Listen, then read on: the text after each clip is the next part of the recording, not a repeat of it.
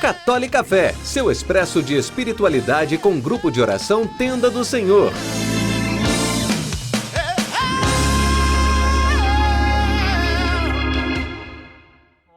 Louvado seja nosso Senhor Jesus Cristo, para sempre seja louvado. Que a paz do Senhor Jesus esteja em teu coração, aonde quer que você esteja. A nossa luta contra os pecados sensuais precisa ser constante, porque o diabo não dorme. Nos últimos episódios temos falado um pouco sobre os pecados de estimação. E são esses pecados de estimação que acabam nos fazendo cair. E os pecados ligados à sensualidade, à sexualidade, são os pecados que acabam mais nos derrubando. E sabe por quê? Porque o nosso corpo, ele é movido por prazer. E aqui eu não falo só do prazer sexual, não. O nosso corpo é movido naturalmente por prazer.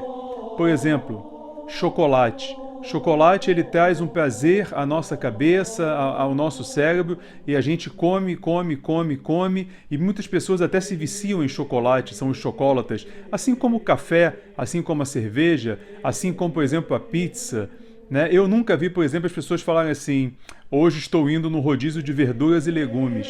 Não que verduras e legumes sejam ruins, muito pelo contrário.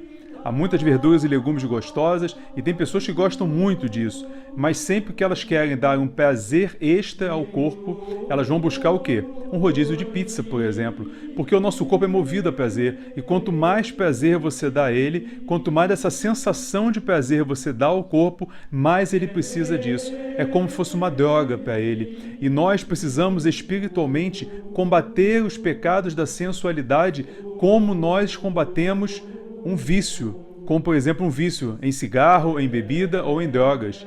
A pessoa que é alcoólica, ela não pode tomar nem o primeiro gole, porque a partir dali ela perde o controle. Da mesma forma se aplica aos pecados de estimação e mais especificamente a esse pecado ligado à luxúria, que é o pecado capital da luxúria, que é o pecado da sensualidade. Nós precisamos buscar uma vida virtuosa para que através da vivência das virtudes a gente consiga fazer uma limpeza na nossa memória, trocar as imagens pornográficas, trocar as conversas de baixo calão, trocar muitas vezes as palavras que nós falamos, os olhares que nós damos, por olhares santos, imagens santas que nos remetam a Deus.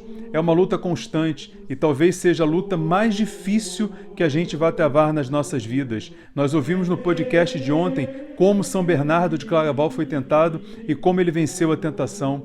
E quantos santos deram testemunhos disso? São Bento e São Francisco, que se jogaram nos espinheiros, que se jogaram na neve. Quantos santos lutaram pela castidade e venceram.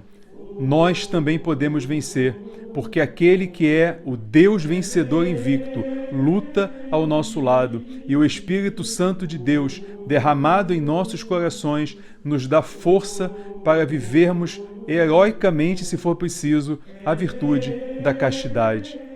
Portanto, eu te convido nesse momento a se desfazer desse teu pecadinho de estimação, a se desfazer de todas as coisas que te atraem ao pecado da sensualidade, aos pecados ligados à sensualidade, e coloque no lugar todas as coisas que te atraem a Deus.